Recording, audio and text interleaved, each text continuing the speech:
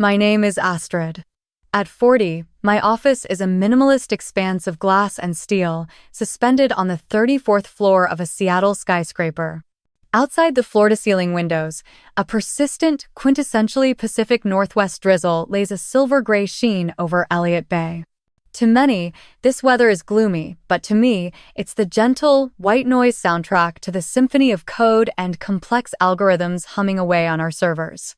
I am the founder and CEO of Nexus AI, a company I built from a dorm room idea into a tech behemoth valued at over $500 million. Our AI platform, Helios, is revolutionizing global communication, using proprietary neural translation engines to analyze and translate not just words, but cultural nuance, subtext, and even humor, building bridges where before there were only walls. I hold a master's degree in human-computer interaction from Carnegie Mellon, a degree paid for with sleepless nights, soul-crushing side hustles, and a complete and total severance from my family. My life now consists of first-class flights to Tokyo to close deals, fiery debates with venture capitalists in Silicon Valley, and keynote speeches to thousands at tech conferences. It's a world built on logic, data, and relentless innovation. A world thousands of miles and a million light-years away from the dying industrial town in Ohio where I grew up, a place where the only logic was muscle and the only legacy was measured in acres of land or a family business. That town, Oakwood, with its silent factory smokestacks like tombstones and its modest two-story homes with peeling paint, was my father's kingdom. His name is Frank. He is a man forged from steel and grease, the owner of Miller and Son Auto, the most successful repair shop in a 3-county radius. To him, the world is a simple place, neatly divided into 2 categories: things that are practical and tangible, that you can hold and fix, like the V8 engine of a Ford F-150, and things that are abstract and therefore useless, which he lumped together as that nonsense, like my dreams. In his binary world, his eldest child, my brother, Leo, was an unequivocal success. Leo, heir to the garage, with his calloused hands and easy compliance, was the embodiment of everything my father valued. He was the carbon copy, the living legacy. And I, Astrid, was the unwanted variable, an error in his system. I was the daughter with her nose always in a thick book, muttering about algorithms and neural networks that my father couldn't and wouldn't understand. He saw no value in my graduating as valedictorian or earning a near-full scholarship to study a field he couldn't pronounce. Human-computer interaction? He once growled over a Sunday dinner after I tried to explain my passion. Sounds like something out of a science fiction movie. Why don't you study something useful, like accounting? At least you could help me with the books.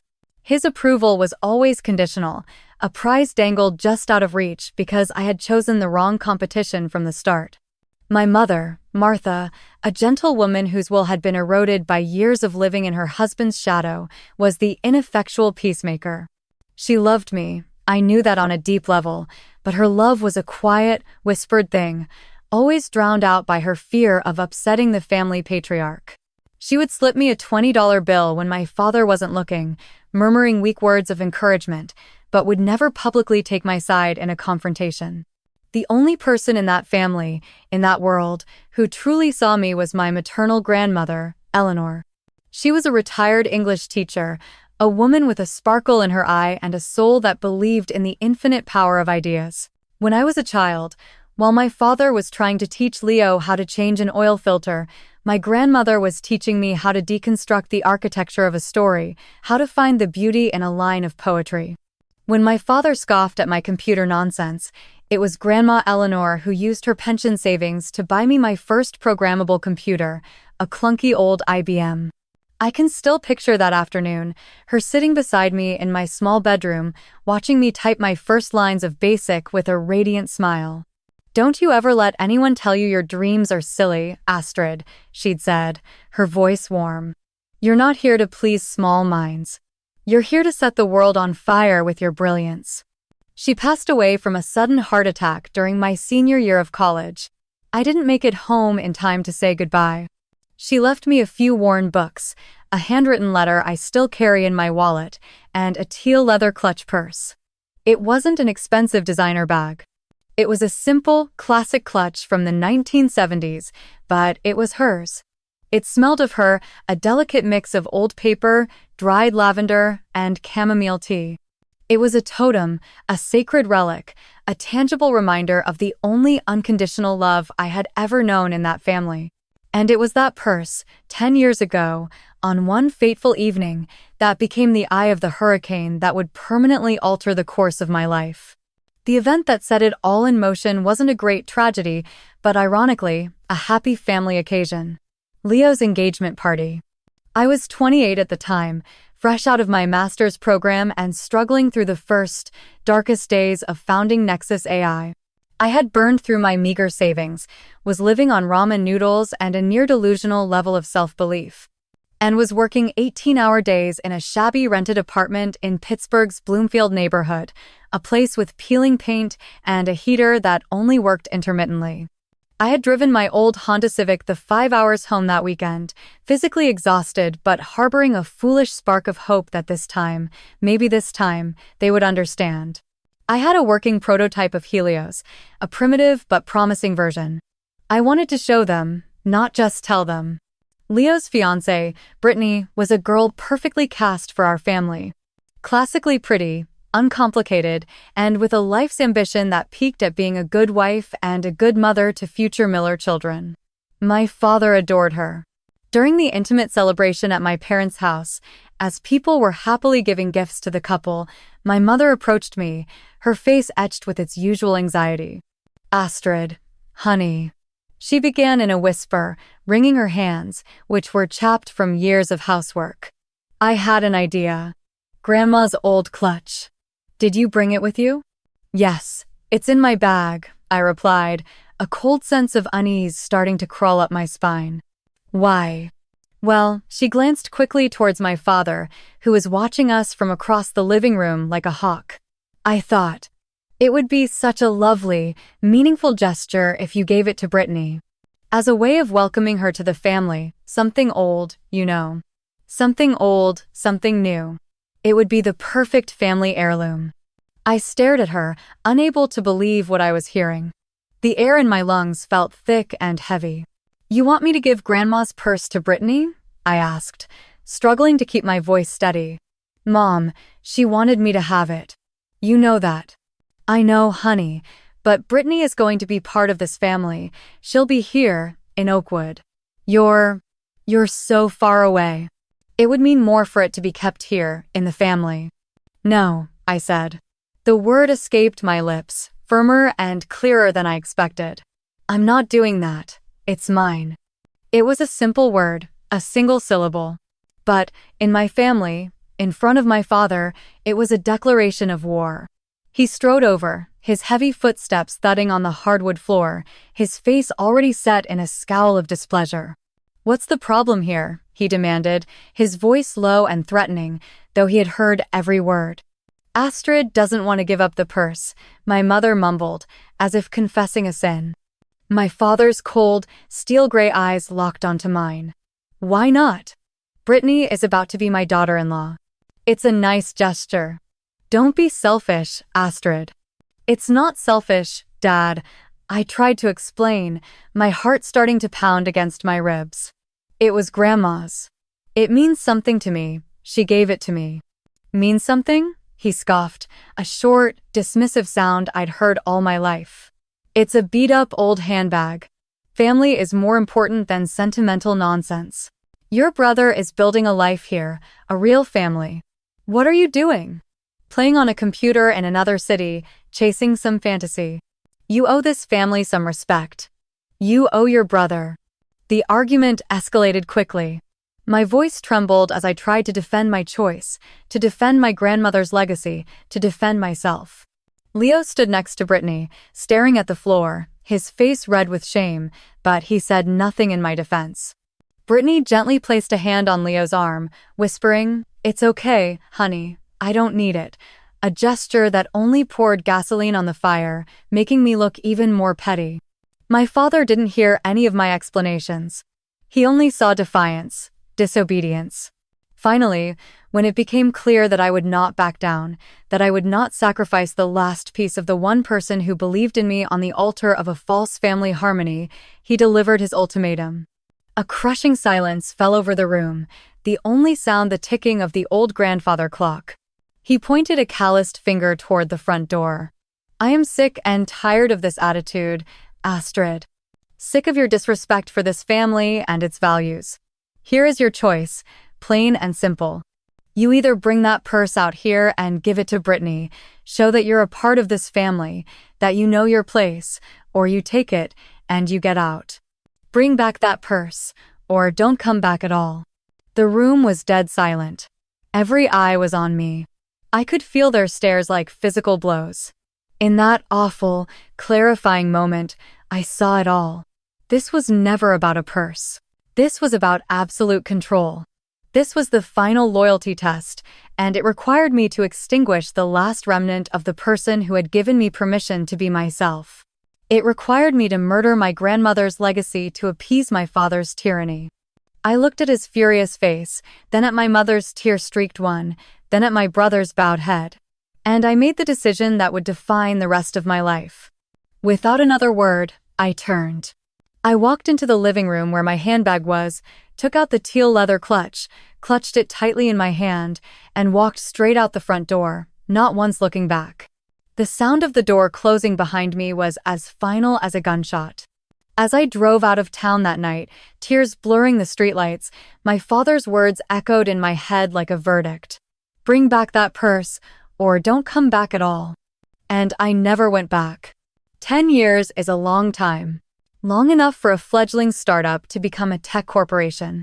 Long enough for student loans to be paid off and replaced with a diverse investment portfolio. Long enough for deep wounds to fade into pale scars that only ache when the weather changes. I had cut off all contact. My mother's initial tearful, pleading calls to just be the bigger person, honey dwindled and then stopped altogether. I learned later, my father had forbidden her from contacting me. I had built a new life, a new chosen family, a support system built on mutual respect, not feudal obligation. Dr. Victor Edgar, my faculty advisor from Carnegie Mellon, a brilliant, sharp-tongued woman, became my business mentor and my first board member. It was she who had loaned me $20,000 of her own money when my company was on the verge of collapse. Ben Carter, my best friend from grad school and the genius CTO of Nexus AI, was the one who had stayed up with me through countless all-nighters, coding, eating cold pizza, and sharing our deepest fears. They were my family now. They were the ones who had believed in me when I had nothing but an idea and a worn leather purse. I thought I had successfully buried the past, that Oakwood, Ohio, was just a speck in the rearview mirror of my life. I had convinced myself it no longer mattered. Until a dreary Monday morning, when Ben, my CTO and confidant, sent me a link on Slack with no comment. He knew he didn't need one. It was an article from my hometown's local paper, the Oakwood Chronicle, online edition. The headline read, "Frank Miller named Man of the Year for a lifetime of community contribution." The article was accompanied by a photo of my father, looking older, grayer, but with the same unmistakable look of self-satisfaction, standing with his arms crossed in front of his auto shop. The piece lauded him as a pillar of the community, a model father and grandfather, a family man who had built his business on the core values of hard work and integrity. It included a direct quote from him. "For me, it's all about family. You can have all the money in the world, but if you don't have family, you have nothing.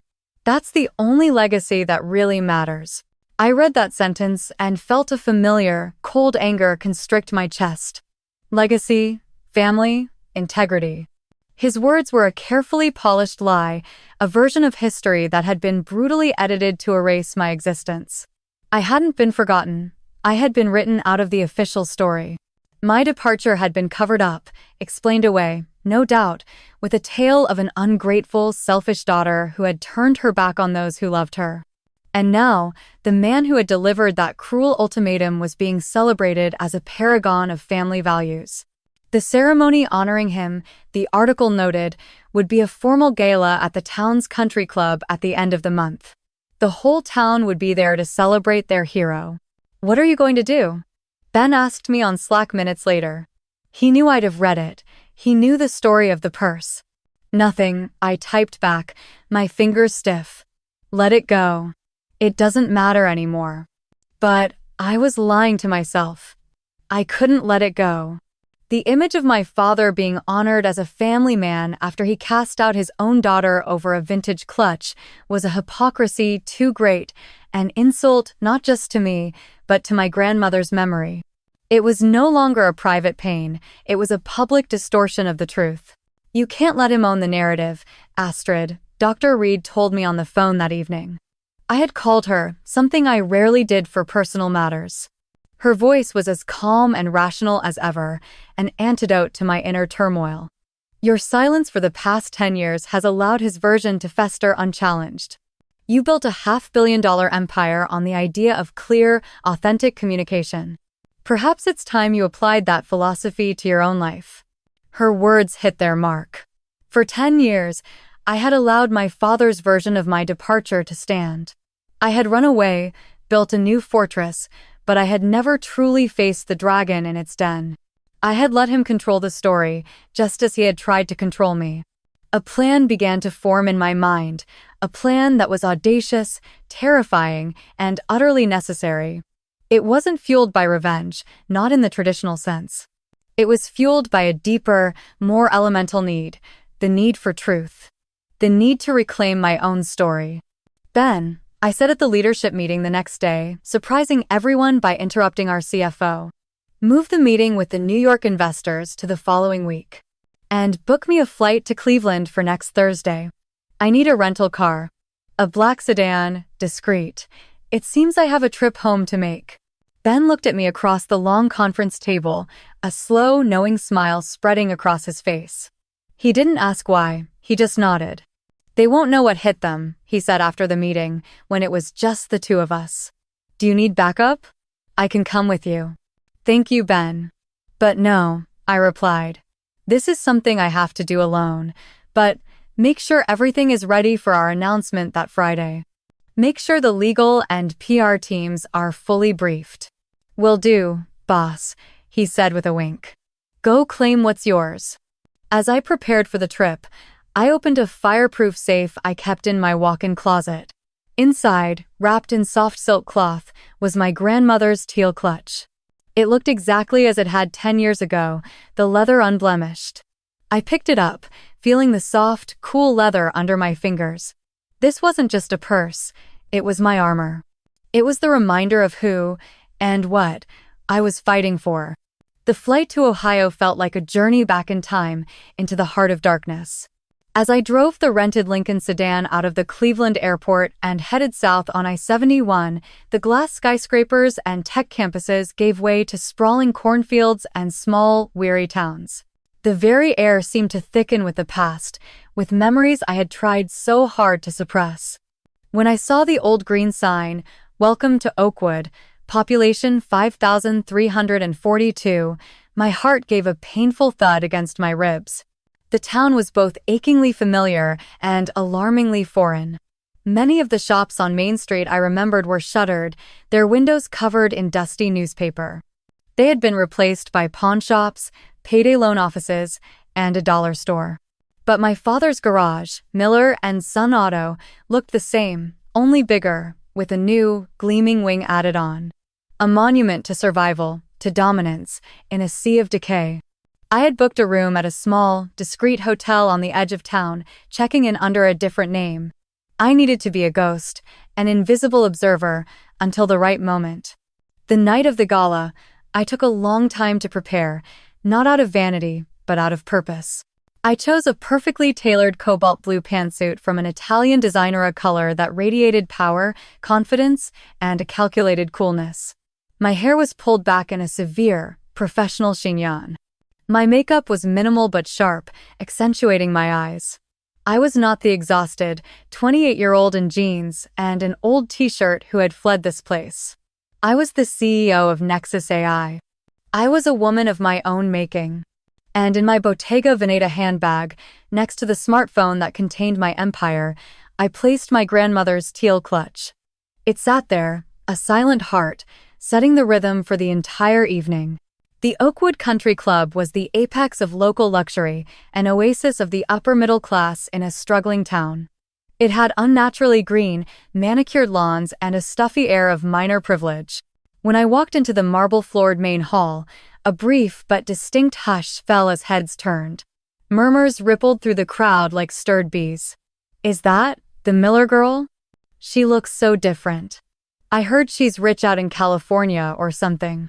I saw them immediately. My family. They were standing in the center of the room, the focal point of all the attention. My father, in his best suit, was basking in the adoration. My mother stood beside him, her smile looking strained and anxious.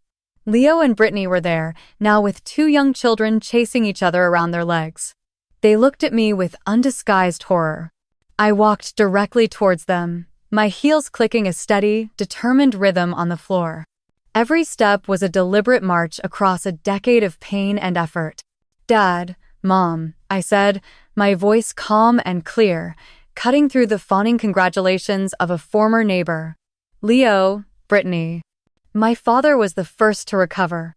A smug smile played on his lips. He probably thought my appearance was the final proof of his victory. That the prodigal daughter had returned, finally realizing her mistake. "Astrid, I'm surprised to see you. Decided to finally come home?" His tone dripped with patronage, loud enough for those nearby to hear. "I'm here for the ceremony," I replied, my tone neutral, giving him neither the satisfaction of an explanation nor an apology. "Congratulations on being named Man of the Year."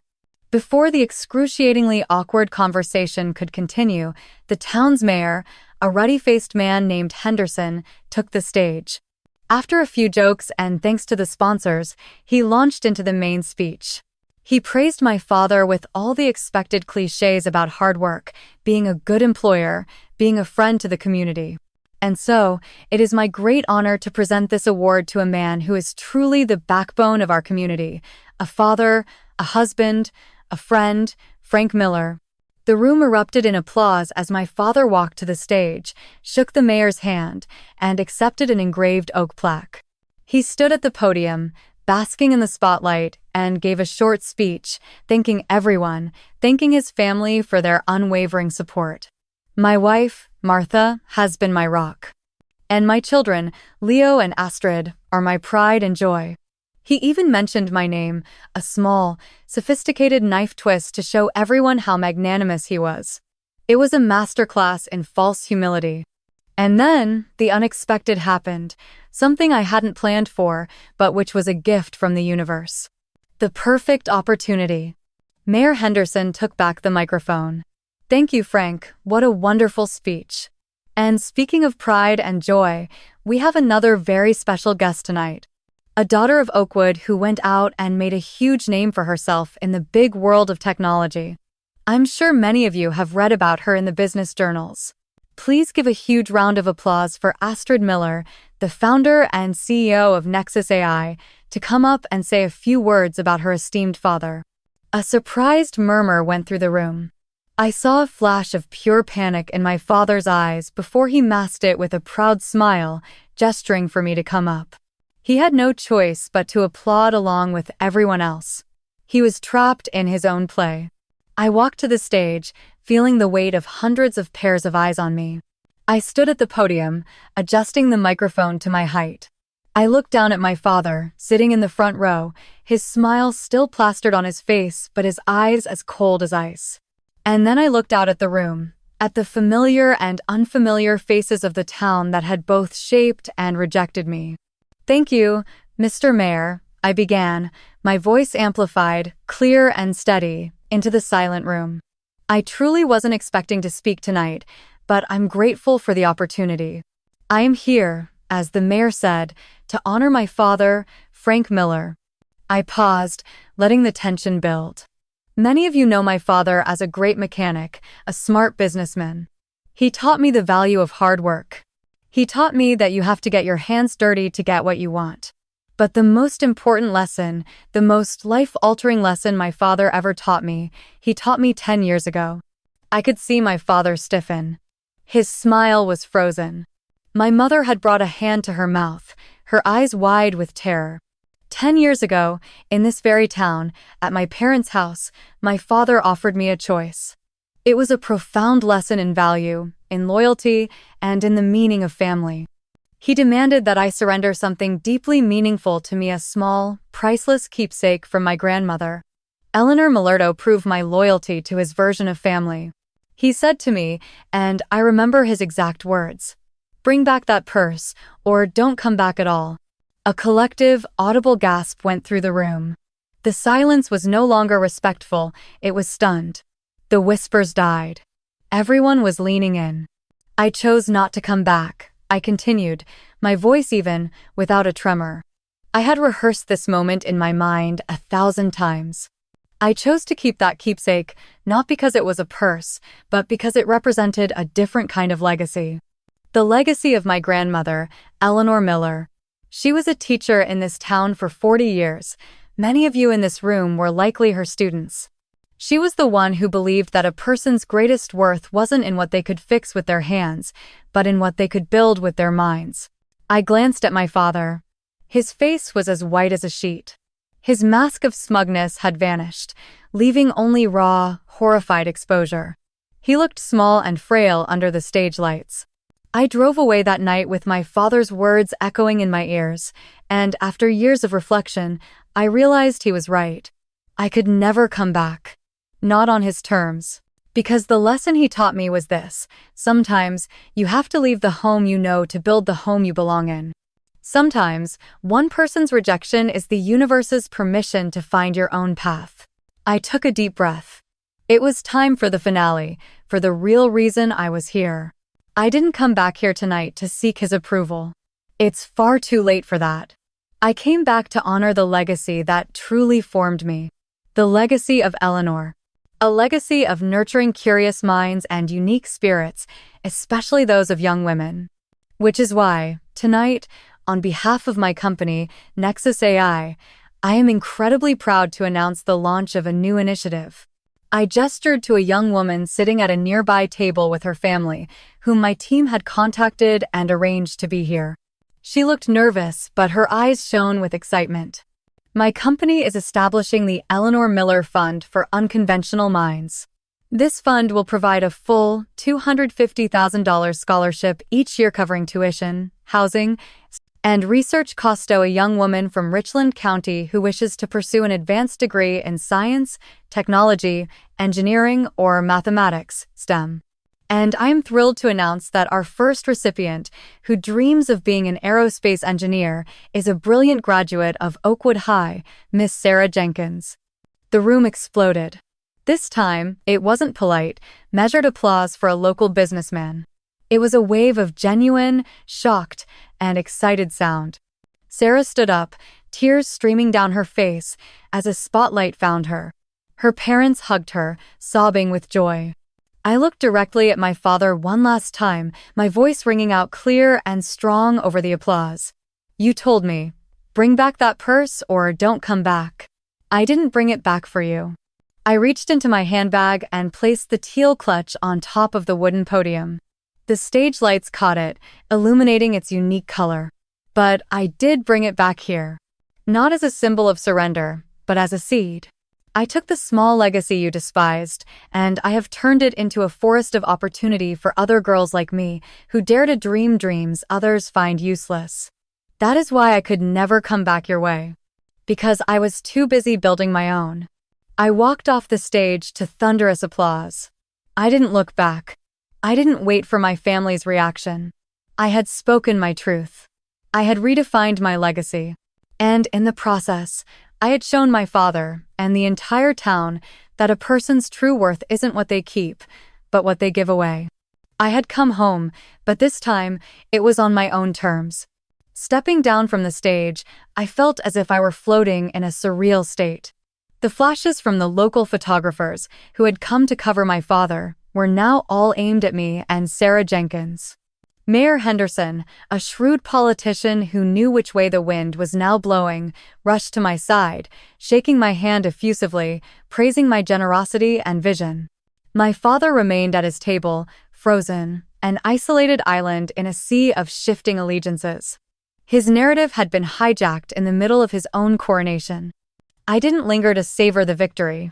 My purpose wasn't to gloat, it was to recalibrate the truth. I found Sarah in the crowd, gave her a hug, and handed her a business card. "This is my personal email," I said. "Do not hesitate to reach out for anything. The world is waiting for you."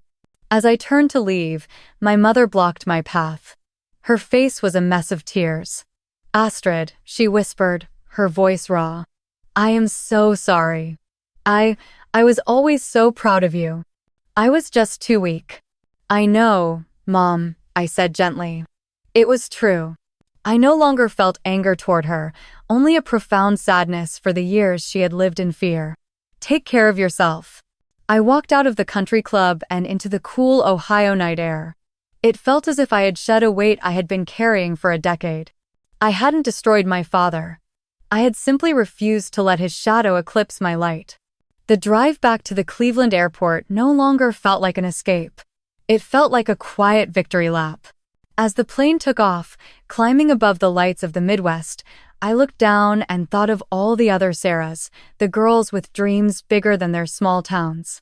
Grandma Eleanor's legacy, once contained in a single leather purse, had now been planted in fertile ground. Lessons and philosophy. My story, on the surface, is about an ultimatum and a purse, but at its heart, it is an exploration of power, legacy, and the nature of value. From it, we can draw deep and abiding life philosophies. Value is intangible, not material. My father saw an old handbag. I saw love, belief, and permission to dream. The world often tries to force us to measure our worth in physical, tangible things. But true value lies in the invisible, in integrity, in courage, in knowledge, and in the faith another person places in you. Learn to recognize and cherish these intangible treasures, for they are the foundation upon which a meaningful life is built. Control is not love.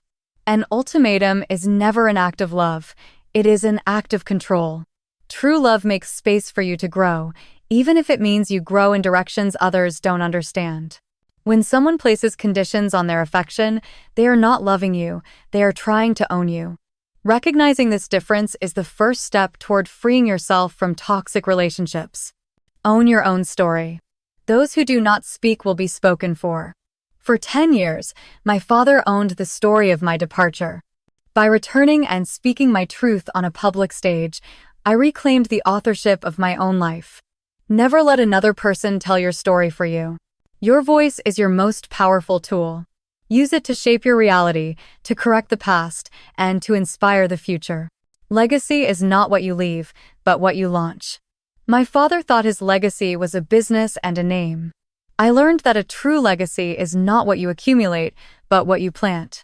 By turning a personal memento into a wellspring of opportunity for others, I transformed my grandmother's legacy from a static memory into a living force. A true legacy is measured in the lives you touch and the dreams you help ignite. Home is not a place you go to, but a place you create. I was cast out of my childhood home, but I found and built many others. In the labs of my university, in the offices of my startup, in the embrace of the friends who became my family. Sometimes, you must leave the place you were born to find the place where you truly belong. Home is not a location on a map, but a space where you are seen, valued, and free to be yourself. And the most important home you can ever build is the one of solid confidence and self-respect inside of you.